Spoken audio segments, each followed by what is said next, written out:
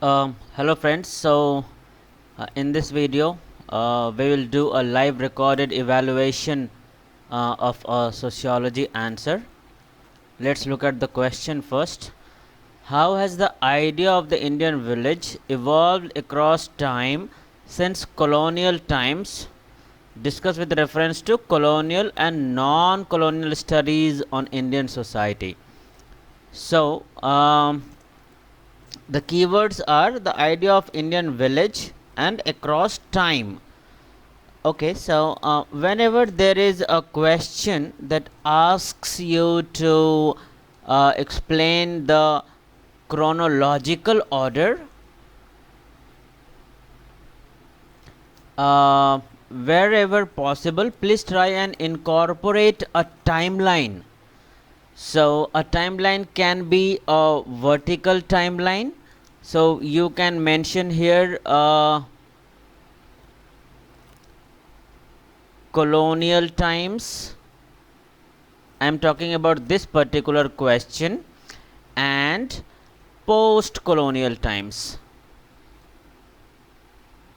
Okay, then you can mention the different years or the different perspectives like this.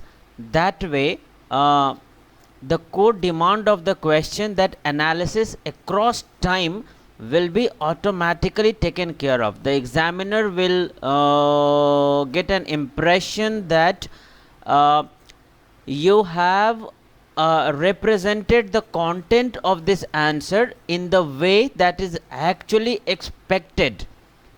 So across time means you should be able to represent it in a chronological order, in preferably in the form of a timeline, so that it is easy to visualize the changing pattern of for example, the study of Indian village that is discussed here.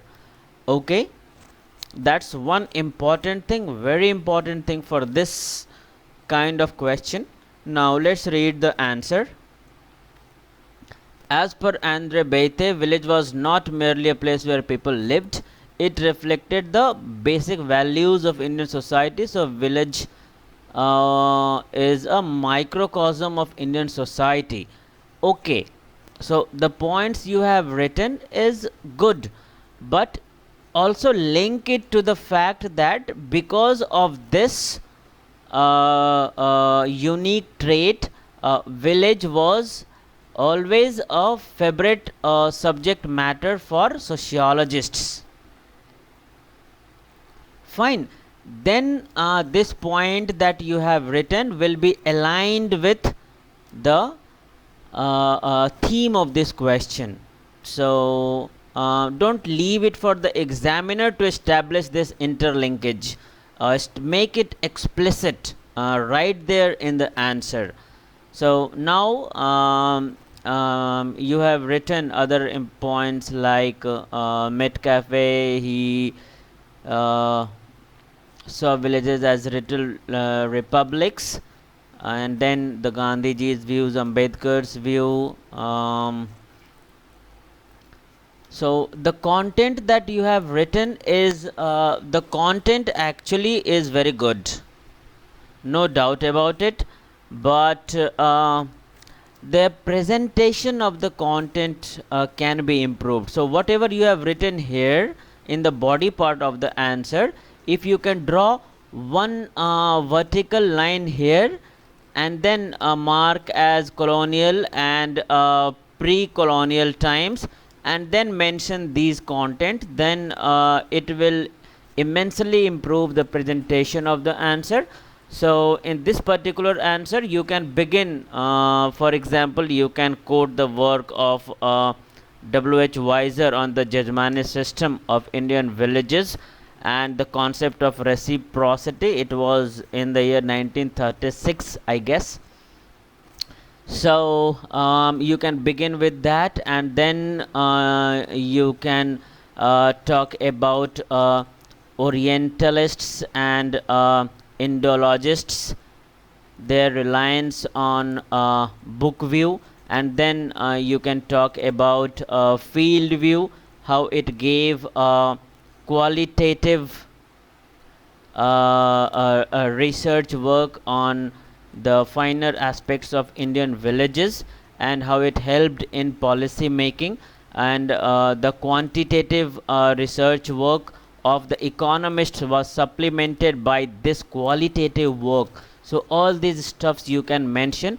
Then you can mention the after independence and before conclusion, mention the contemporary state of village studies in India. This is also very important because you have to mention the colonial and non-colonial studies. So you can make explicit subsection for colonial studies and non-colonial studies because they are explicitly mentioned in the question. So in the vertical timeline that you draw, you can mention the explicitly the colonial studies and non-colonial studies. So even during colonial times there could be non-colonial studies, right? For example, the works of Mahatma Gandhi during colonial times, you can say, or the works of other sociologists during colonial times, but they were Indian. So that is another important thing.